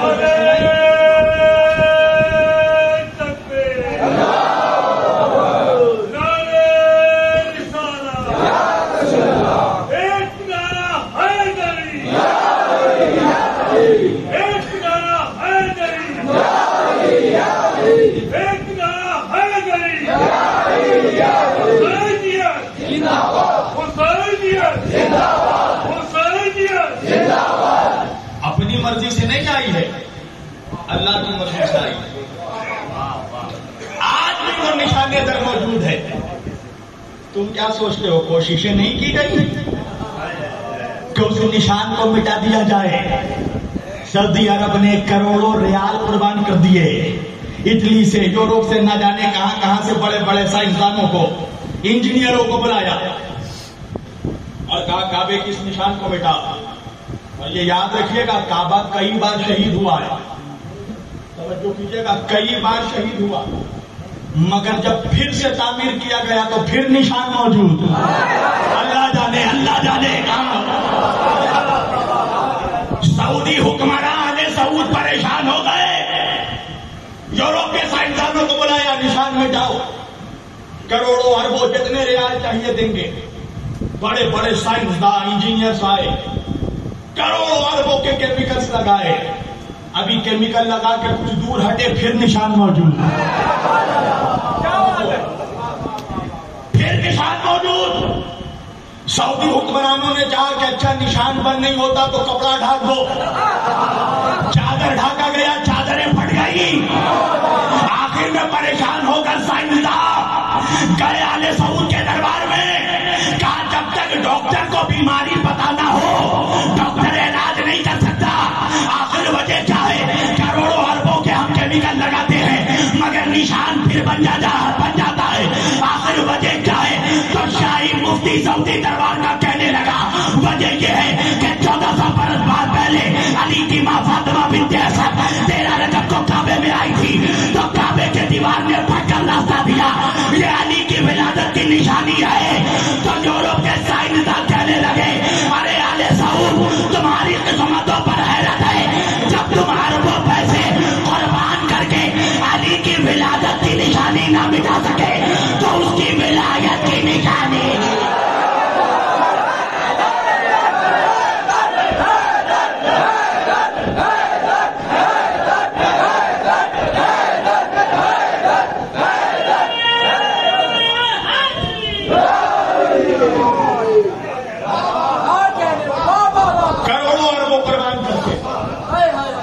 جس کی ولادت کی نشانی نہیں مٹا سکے اس کی ولایت کی نشانی کیا مٹاؤ گے؟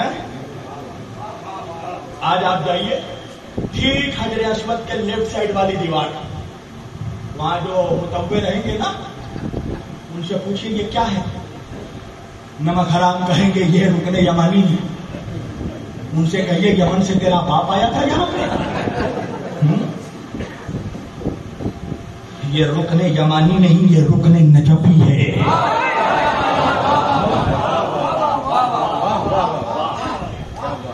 آج تک وہ نشان کعبے کے در میں موجود ہے. تو علی جس کے دل میں آئے اس کا دل کم از کم کعبے جیسا پاک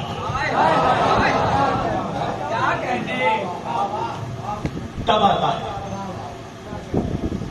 ہمیں تو ناز ہے اللہ نے ہمیں علی جیسا مولا دیا.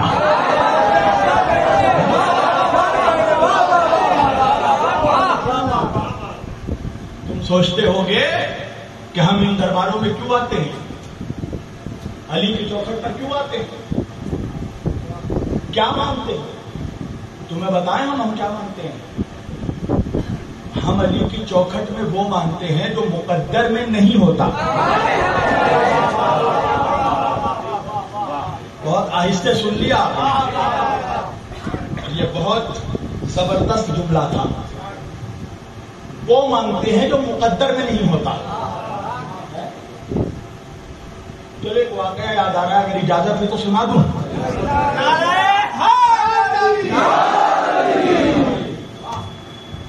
ایک زمیندار علی سے اس نے سودا کیا. زمیندار تھا، علی کو اس کی زمین پسند آئی. رات کے وقت ایگریمنٹ طے پا گیا. علی نے کہا کہ میں یہ زمین خریدوں گا اتنی قیمت میں، اتنے درہم میں. سارا ایگریمنٹ طے ہو گیا، معاہدہ طے پا گیا. علی نے کہا کہ کل صبح آ کر میں پیمنٹ دوں گا. یاد رکھنا کجنی والوں، قسم خدا کی اگلے سال تک یاد رہے گا. علی نے کہا کل صبح آ کر پیمنٹ دوں گا. اس نے کہا ٹھیک ہے منظور. ایگریمنٹ ہو گیا، علی چلے گئے.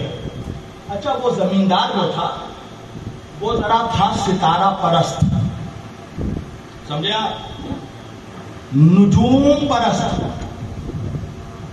جو ایسٹرولوجی میں جو لوگ بلیو کرتے ہیں، ستاروں پہ جو لوگ یقین کرتے ہیں، ستاروں کے علم پر.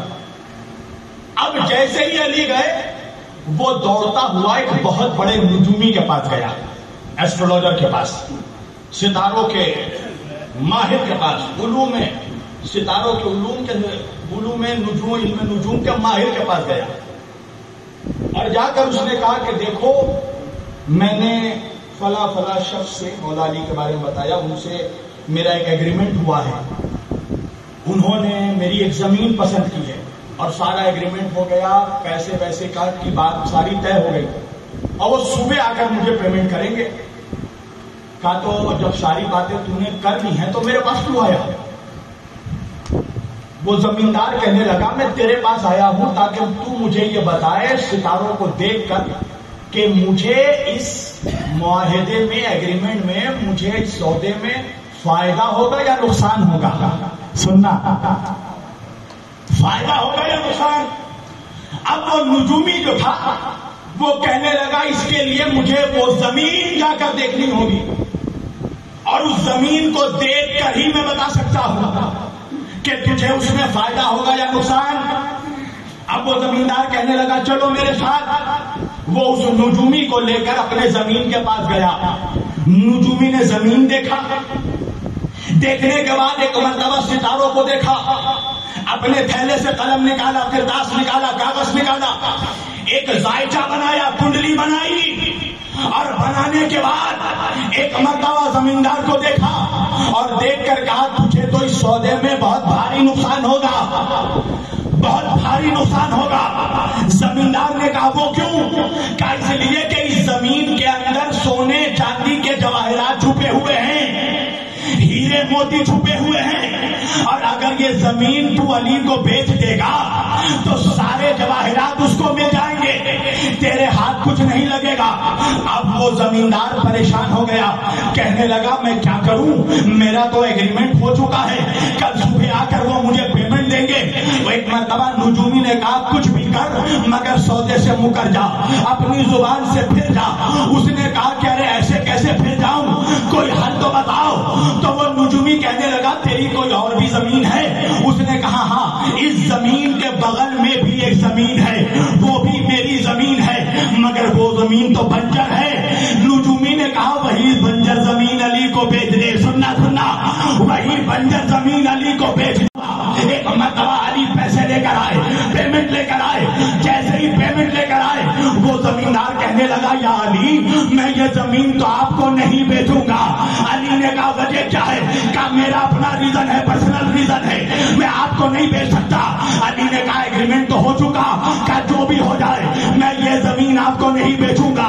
اگر آپ کو زمین خریدنی ہے تو بغل میں بھی میری زمین ہے، آپ وہ زمین خرید لیجئے۔ ایک مرتبہ علی نے اس کا چہرہ دیکھا اور دیکھ کر علی مسکرانے لگے۔ اللہ جانے اس مسکراہٹ میں کیا راز چھپی ہوئی تھی۔ عزیزان گرامی وہ بنجر زمین علی کو بیچ دی۔ اب کئی ہفتوں گزر گئے، مہینوں گزر گئے، وہ اپنی زمین کھودنے لگا، نہ موتی نکلا، نہ ہیرا نکلا، نہ سونا نکلا، نہ چاندی نکلا۔ مگر جب علی کی زمین کی کھدائی ہوئی تو بنجر زمین کے اندر سے سونے نکلنے لگے، چاندی نکلنے لگا، ہیرے موتی نکلنے لگے۔ اب وہ زمیندار پریشان ہوا، دوڑتا ہوا نجومی کے پاس گیا اور جا کے کہنے لگا تجھے علم نجوم کس نے سکھایا؟ تو نے تو میرا بڑا نقصان کر دیا۔ ارے جس زمین سے تو نے مجھے علی کو بیچنے سے منع کیا اسی وہ زمین بنجر نکل گئی، اور جو بنجر زمین میں نے علی کو بیچی اس زمین سے جواہرات نکل گئے۔ اب نجومی نے ایک مرتبہ پھر سے ذائقہ بنایا، پھر سے کنڈلی بنائی اور کہنے لگا میں اب بھی اپنی بات پر قائم ہوں کہ اسی زمین سے سونے چاندی نکلنے تھے۔ زمیندار کہنے لگا مگر ہوا تو ایسا نہیں، وجہ کیا ہے؟ نجومی کہنے لگا مجھے اس شخص سے ملاقات کروا جس شخص کو تو نے بنجر زمین بیچی۔ اب وہ نجومی کو لے کر علی کے پاس آیا، علی مسکرانے لگے۔ ایک مرتبہ آ کے نجومی نے سارا واقعہ بیان کیا۔ علی نے مسکرا کر کہا تو مجھے یہ بتا کہ تو نے اپنا ارادہ کیوں بدلا؟ نجومی کہنے لگا میں نے ستارے کو دیکھ کر اپنا ارادہ بدلا۔ علی نے کہا تو نے ستارے کو دیکھ کر اپنا ارادہ بدلا، میں نے ستارے کو ہی بدل دیا۔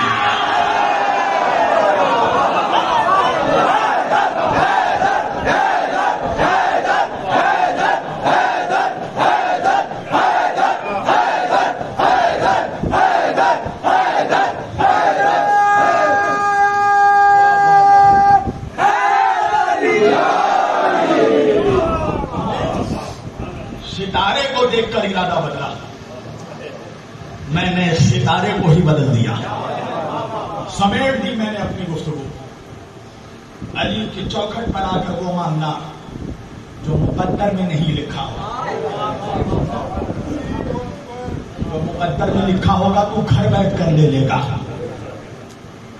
علی کی چوکھٹ میں وہ معاملے آنا جو نصیب میں نہ ہو، علی وہ عطا کرتا ہے۔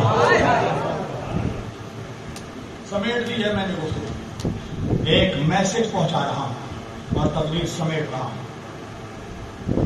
دنیا میں علی والوں ہر مسئلے پہ کمپرومائز کر لینا، علی کے مسئلے پہ کبھی کمپرومائز مت کرنا۔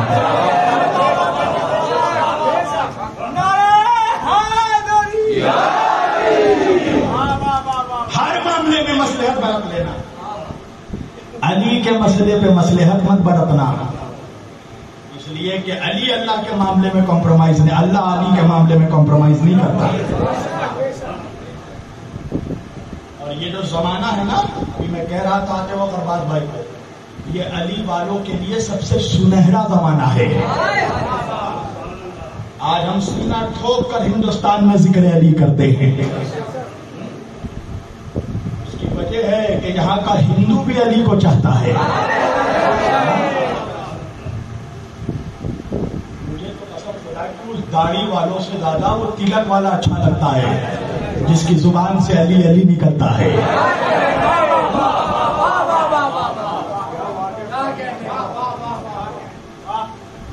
ہندوستان میں رہتے ہیں، یہ اللہ کا شکر ہے. ہندوستان میں رہنے کا فائدہ یہ ہے کہ ہم سینہ تان کر علی علی کرتے ہیں. یہ بہت افسوس کا مقام ہے کہ جہاں پر مسلمانوں کی اکثریت ہوتی ہے وہاں پر سب سے زیادہ علی والوں پر ظلم ہوتا ہے. اگر ہمارے جیسے خطبہ کسی مسلم ملک میں ہوتا تو اب تک میرا مزار بن چکا ہوتا. سچ بتا رہا ہوں. ہندوستان میں بھی حکومت نہ کی، ایک صوفی کو مارا گیا نا. کچھ بھی ہو اس کی وجہ گناہگار سے ہی. افسوس کیا ہوتا ہے پتا ہے؟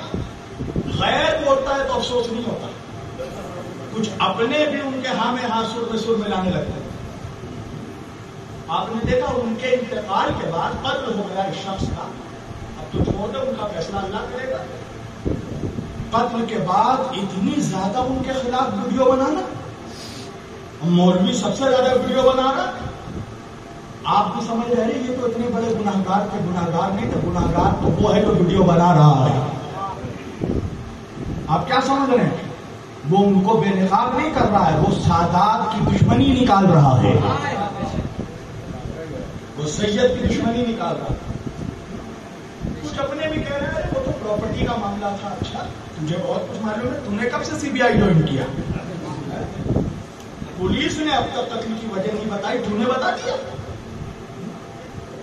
اگر اسے عشق علی میں مارا گیا ہوگا تو یقین سے بتاؤ تو کیا وہ دکھائے گا رسول اللہ کو روز حشر؟ کسی کو بھی گناہگار بھی اگر ہو تو کیا اس کا قتل کرنا جائز ہے اسلام میں؟ اور کسی کے قتل کے بعد، موت کے بعد اتنا زیادہ ایشو بنانا، یہ سادات کی دشمنی ہے، یہ اہل بیت کی دشمنی ہے جو نکالی جا رہی ہے. انکوائری کرو کہ ان کے ساتھ جو لوگ تھے وہ ایک ہفتے پہلے کہاں گئے تھے. یہ ساری چیزیں آئی ہیں تحقیقات میں سامنے. کل کو ہو سکتا ہے کسی کو بھی کسی کے ساتھ بھی یہ حادثہ ہو جائے. یہ تو ہندوستان میں چونکہ ہمارے ہندو بھائی اکثریت میں ہیں اس لیے منافقوں کا زور نہیں چل پا رہا ہے.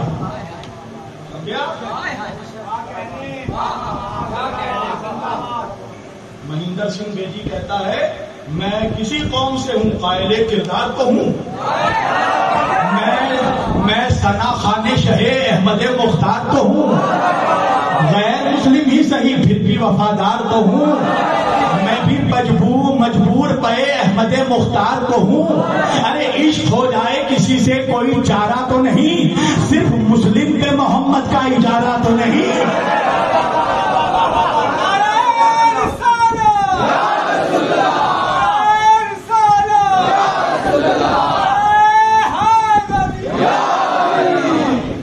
ایک بات یاد رکھنا، اہل بیت کے مشن کو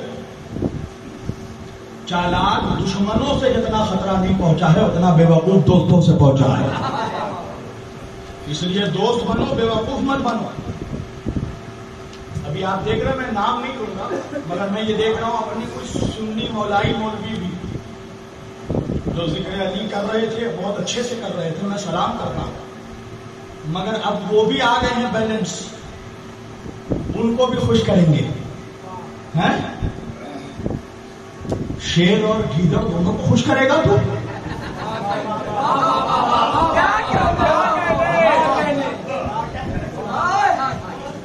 یعنی مطلب سمجھے آپ؟ چندہ مسجد میں دو اور ڈانس کرو ہوٹل میں، شیخ بھی خوش رہے شیطان بھی ناراض نہ ہو. شبیر وارسی ایک باپ کا بیٹا ہے تو ایک زبان رکھتا ہے، مجمع چاہے جیسا بھی ہو علی علی کرتا. علی کے معاملے میں کمپرومائز نہیں کرتا.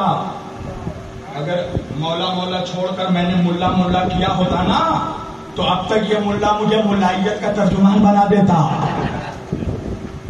ہم نے دنیا کو ٹھوکر مارا ہے ایک علی کے لیے. نہیں چاہیے ایسی دنیا جہاں علی نہ ہو.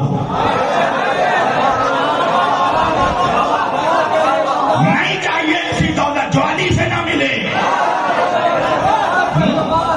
اور اگر علی سے محبت کرنا شیعت ہے تو ہم سب شیعہ ہیں.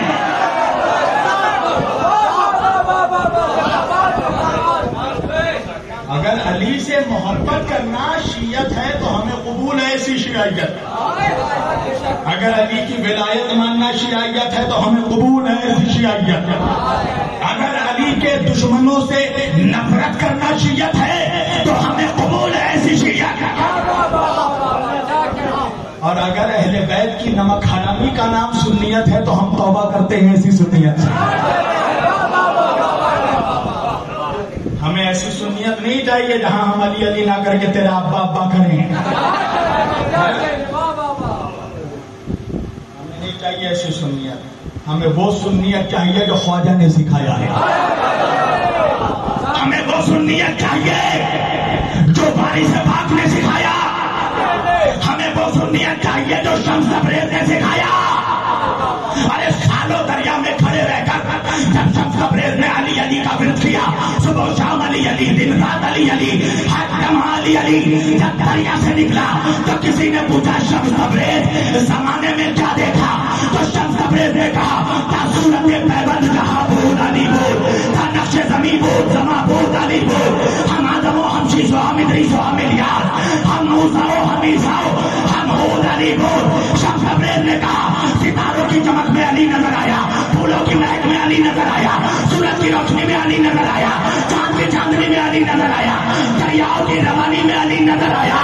اور پھر کہتا ہے شمس تبریز کوئی آدم نہیں آیا تھا, کوئی موسیٰ نہیں آیا تھا, کوئی عیسیٰ نہیں آیا تھا, وہ اکیلا علی تھا جو کبھی آدم بن کر آیا کبھی موسیٰ.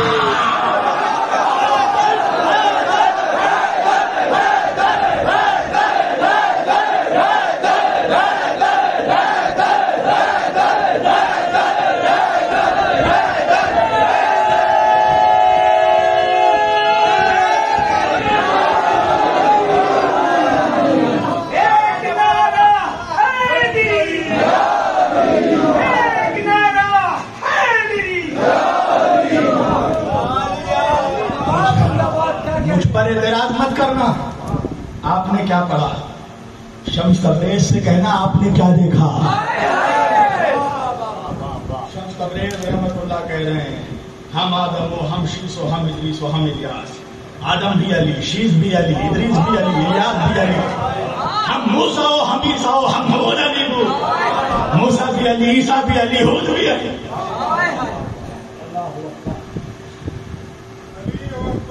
آج کچھ لوگ ہمارے صوفیوں کا عقیدہ پوچھ رہے ہیں. صوفیوں کا عقیدہ سننا ہے, سن جا کے خواجہ سے. ارے تو کیا بات کر رہا, واجب مستحب حرام حلال مکروہ مباح, کیا بات کر رہا ہے؟ اصول فروع کیا کر رہا ہے؟ خواجہ نے کہا دین استوف ہے.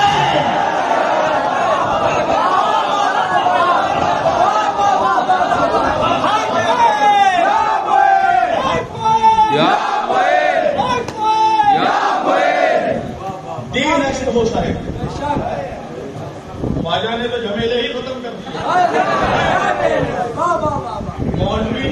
مولویوں کے لیے چھوڑ دیا سارے جھمیلے. تو جھمیلے کر, کیا حلال کیا حرام کیا واجب کیا مستحب, میرا تو دین حسین ہے. یہ ہے صوفیوں کا عقیدہ. لہذا وہ لوگ جو آج کل غیر لائندار بن رہے ہیں نا, یعنی ان کو بھی وہ چاہ رہے ہیں مولائیت بھی باقی رہے, ملائیت بھی باقی رہے. ایسے لوگوں سے ذرا ہوشیار ہو جائے. اور میرے بھائی نے ایک بات کہی, میں کو کہیں بس وہ بات کہہ کے اپنی تقریر سمیت کر رہا. 18 ذی الحج یہ وہ تاریخ ہے جب علی کی ولایت کا اعلان ہوا. اور نبی نے کہا, اللہ نے کہا یا ایھا الرسول بلغ, میرے حبیب تبلیغ کیجیے، پیغام پہنچائیے، ما انزل الیک من ربک، وہ جو آپ پر آپ کے رب کی طرف سے پہلے سے نازل ہو چکا ہے۔ فَإِن لَّمْ تَفْعَلْ فَمَا بَلَّغْتَ رِسَالَتَهُ وَاللَّهُ يَحْسُبُكَ مِنَ النَّاسِ۔ اللہ اکبر۔ اللہ نے کبھی اس لہجے میں اپنے نبی سے کلام نہیں کیا، قسم خدا کی، یہ قرآن کا لہجہ ہے۔ فَمَا بَلَّغْتَ رِسَالَتَهُ، اور اگر آپ نے اس پیغام کو نہیں پہنچایا میرے حبیب تو بس یہ سمجھ لیجیے کہ آپ نے رسالت کا کوئی کام نہیں کیا۔ یہ قرآن ہے، قرآن فما بلغت رسالتہ، آپ نے رسالت کا کوئی پیغام نہیں پہنچایا۔ سمجھ رہے ہیں؟ اللہ اپنے حبیب سے کہہ رہا علی کی ولایت نہیں تو کچھ نہیں۔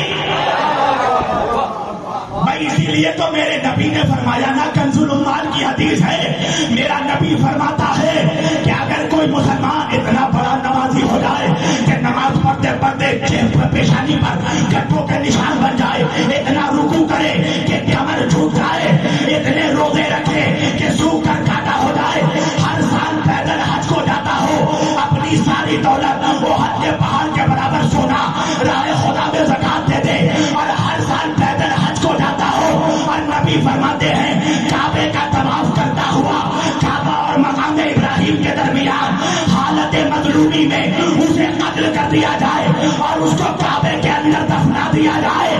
نبی کہتے ہیں ان ساری باتوں کے باوجود اگر اس کے دل میں علی کی ولایت پر ذرہ برابر بھی شک ہوگا تو اللہ اسے اولڈے منہ جہنم میں ڈالے گا۔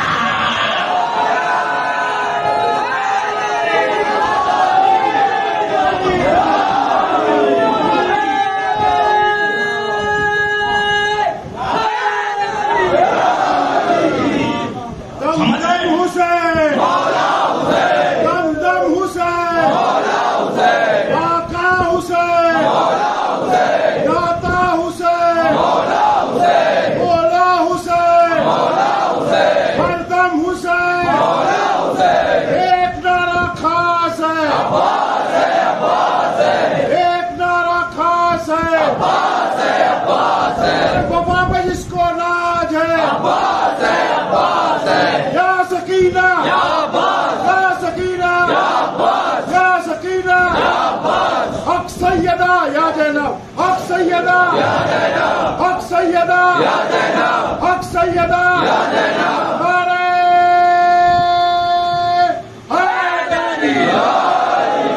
بس آخری بات نبی فرماتے ہیں اتنی عبادتوں کے باوجود اگر اس کے دل میں ذرہ برابر بھی علی کی ولایت پر شک ہوا تو اللہ اسے اونھے منہ جہنم میں ڈالے گا۔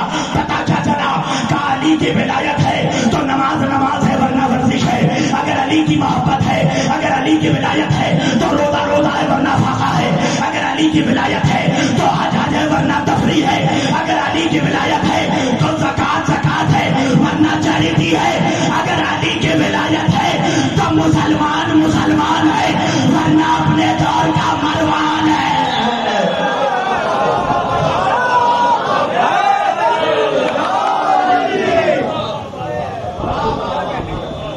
اگر علی کی ولایت ہے تو پھر مسلمان مسلمان ہے۔ نعرہ تکبیر، نعرہ رسالت، نعرہ حیدری، نعرہ قمبری، نعرہ بوزری۔ کرنال میں نے کہا اشہد ان لا الہ الا اللہ واشہد ان محمد رسول اللہ، اور اس کے بعد میں نے کہا واشہد ان علی ولی اللہ۔ جیسے ہی میں نے کہا کچھ لوگوں کے سینوں میں سانپ دوڑ گیا۔ ایک صاحب مجھے کہنے لگے آپ نے علی ولی اللہ کہہ دیا؟ میں نے کہا اچھا تو تیرے سینے پہ سانپ کیوں لوٹا؟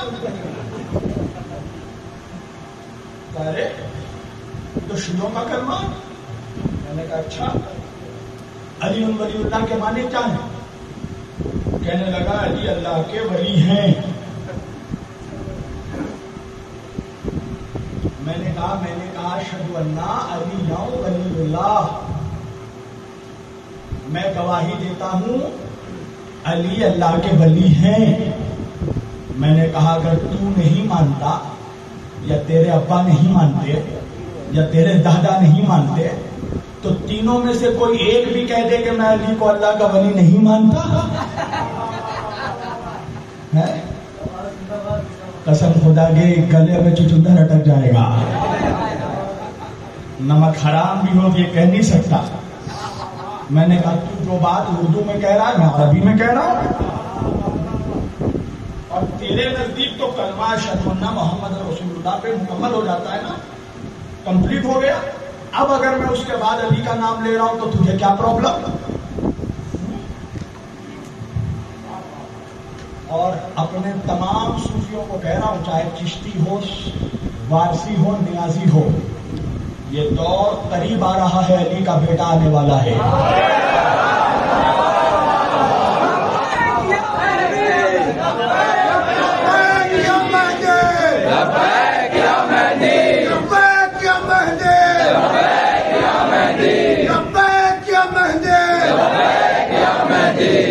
اس لیے اب سینہ تان کر کہا کرو تم بھی علی ولی اللہ, تاکہ مومن اور منافق کی پہچان ہو جائے. سینہ تان کے لو علی کا نام. ہم مولا علی کے دیوانے جہاں تان کے سینہ چلتے ہیں, یہ مولا علی کا جنگل ہے, یہاں شیر علی کے پلے ہیں.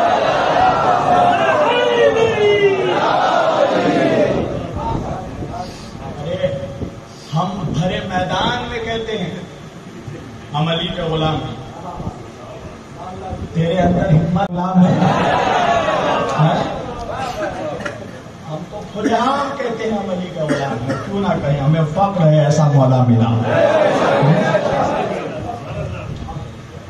لہذا میرا یہ پیغام ہے صوفیوں سے. مجھے نہیں پتا کہ میں کتنے دنوں تک زندہ رہوں گا, علی کو اللہ کو کیا منظور ہے, مگر یہ پیغام میرا ہمیشہ یاد رکھنا کہ علی کی ولایت پر کبھی سمجھوتا مت کرنا. تو علی کے معاملے میں اپنا عقیدہ ٹھیک کر لے, باقی سب کچھ علی ٹھیک کر دیں گے. اور اللہ نے جن لوگوں کو بیٹیاں دی ہیں, میں ان سے بھی پیغام ہے کہ جب بیٹیوں کا رشتہ کرو تو لڑکے کی دولت نہ دیکھو, دل میں علی کی ولایت دیکھو.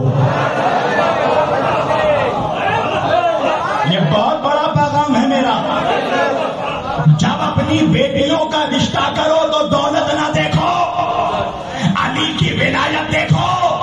اس لیے کہ اگر علی کی ولایت ہے تو چار کٹیے پر بھی امیر ہے, اور علی کا دشمن ہے تو شام کے تخت پر بھی فقیر ہے.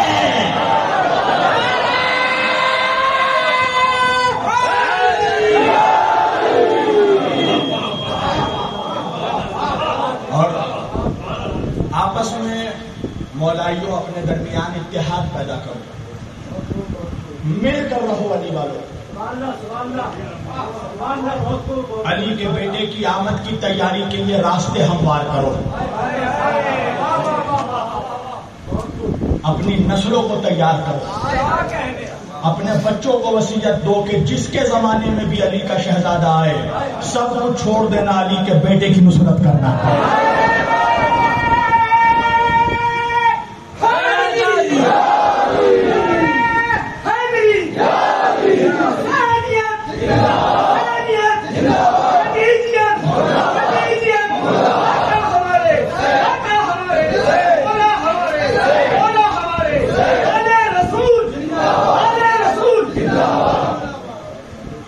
نبی نے تم سے کچھ نہیں مانگا, ایک چیز مانگی ہے, الا المودۃ فی القربى.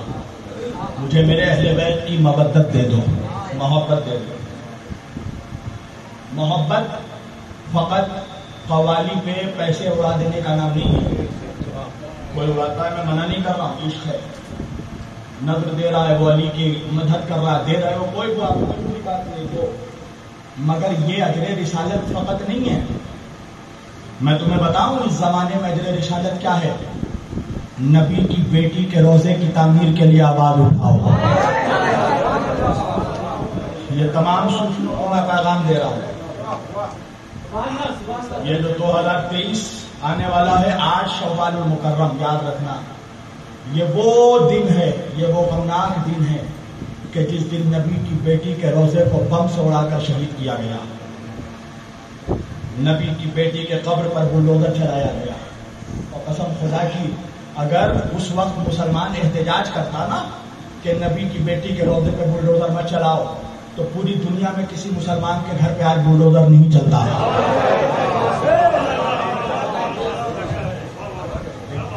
ایک پیغام دیا ہے میں نے، تم نبی کے بچوں پہ رحم نہیں کرو گے، تم کیسے سوچتے ہو کہ اللہ تم پر رحم کرے گا؟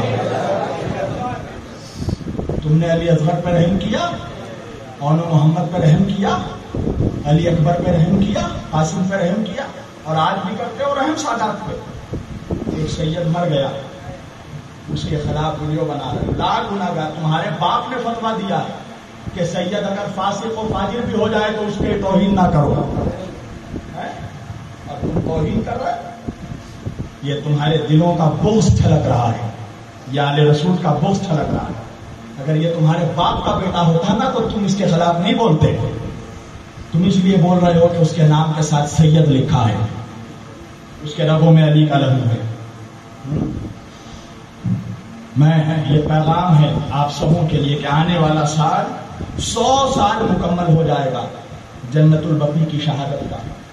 لہذا تمام صوفیاء کرام اور یہاں سے میں تمام دنیا کے اہل بیت کے جتنے محب ہیں، شیعہ ہو، سنی ہو، صوفی ہو، قلندری ہو، چشتی ہو، وارسی ہو، جس کے دل میں بھی علی دھڑکتا ہے اور جس کا دل بھی علی کی بیٹی کے لیے غمناک ہے، وہ اگلے سال تیاری کرے کہ اپنے اپنے طور پر اللہ نے جتنی بھی اوقات دی ہے، حیثیت دی ہے، مل کر کم از کم ایک چھوٹا سا احتجاجی جلسہ کرنا، ایک پروگرام کرنا اور آواز اٹھانا کہ ہم یہ چاہتے ہیں کہ علی کی نبی کی بیٹی کا روزہ تعمیر ہو.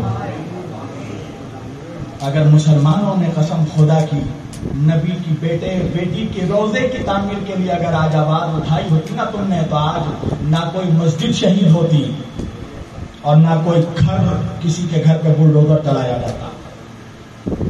تمہارے دلوں کو تکلیف نہیں ہوتی ہے؟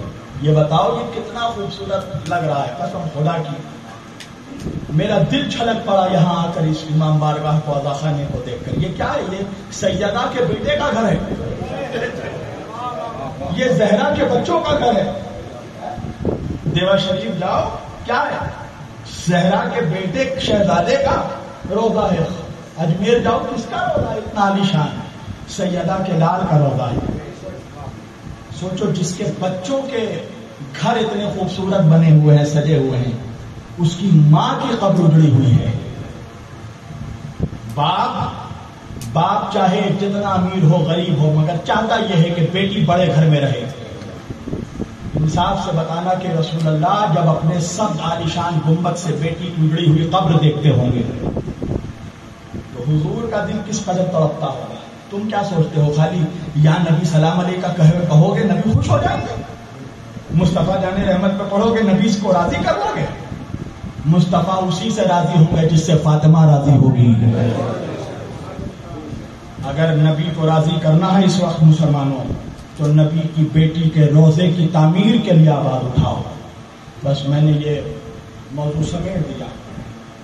میں ممبئی میں کرلا میں مجلس پڑھ رہا تھا. میں نے وہاں پر جناب زہرا کے روزے کے سلسلے میں 3-4 سال پہلے میں نے بات کہی.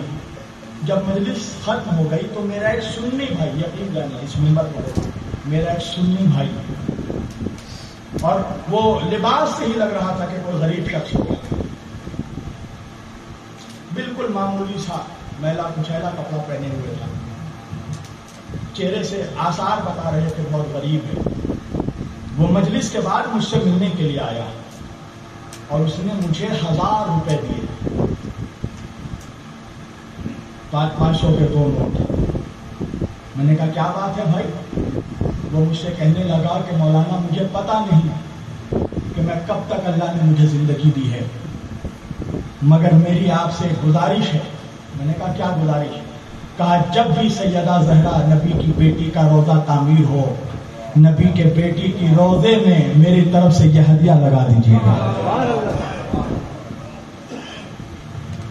یہ ہدیہ پیش کر لیجیے گا. لہذا آپ لوگوں سے بھی گزارش ہے کہ کوشش کیجیے کہ ایک عالمی کانفرنس ہو آنے والے 2023 میں 8 شوال کو، اور انشاءاللہ میں اس کے لیے بالکل آمادہ ہوں، مگر میں اکیلا کچھ نہیں کر سکتا. مجھے آپ سبوں کا ساتھ چاہیے.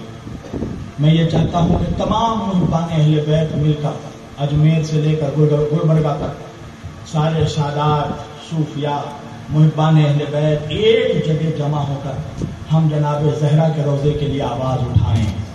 ہم سعودی حکومت سے کہیں کہ آپ سنیما گھر بنا رہے ہیں، ہم نہیں کچھ بول رہے ہیں، آپ جو چاہ رہے ہیں اپنی مرضی سے کر رہے ہیں. اس سرزمین پر جہاں کعبہ آباد ہے، جہاں مسجد النبوی آباد ہے، ہم کچھ نہیں بول رہے ہیں. ہماری ایک اپیل ہے کہ ہمیں شہزادی جناب زہرا کا روضہ تعمیر کرنے دو. ہم آپ کا پیسہ بھی نہیں چاہتے، آپ کا مال بھی نہیں چاہتے کہ آپ اپنا مال خرچ کریں. آپ صرف ہمیں پرمیشن دے دیجیے.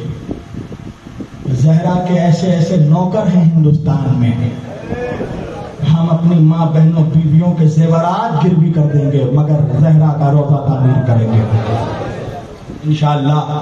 اللہ سے دعا گو ہوں کہ پروردگار جلد از جلد جنت البقیع کی تعمیر فرما. جتنے محبان اہل بیت یہاں پر ہیں اور دنیا میں جہاں جہاں بھی ہیں، ہم سبوں کو توفیق دے کہ تعمیر جنت البقیع میں ہم زیادہ سے زیادہ حصہ لیں. پروردگار روز عید غدیر ہم سبوں کے گھروں کو شاد و آباد رکھ. آپ سب اپنے گھروں میں مولا کائنات کی نظر دلوائیں. روز عید غدیر، روز عید غدیر روزہ رکھنے کا بہت بڑا ثواب ہے. نیا کپڑا پہنے تاکہ لوگوں کو پتہ چلے کہ یہ مومنوں کی عید ہے. پروردگار اس عید میں پروردگار ہمارے گھروں میں تو اپنی رحمتوں کا نزول فرما.